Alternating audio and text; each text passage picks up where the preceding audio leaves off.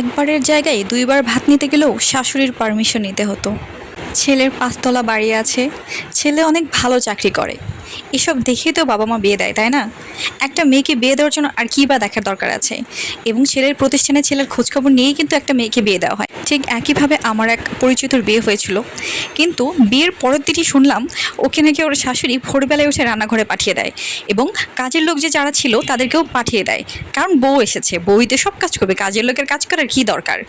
সেইভাবেই সে কাজ করতে থাকে, সারা দিন ধরে কাজ করাইতো, এবং খাওয়ার সময় অল্প কয়েকটা ভাত দিত, এবং মুরগি যখন রান্না করতো কী দিত জানেন? জাস্ট গলার হাড্ডিটা দিত। এভাবেই চলছিল দিনের পরের দিন। ভেবেছিল হয়তোবা সব ঠিকই হয়ে যাবে, হয়তোবা স্বামী ভালো, কিন্তু স্বামীটাও যে তার ভালো না। স্বামীটা তাকে কাছেই ডাকে না।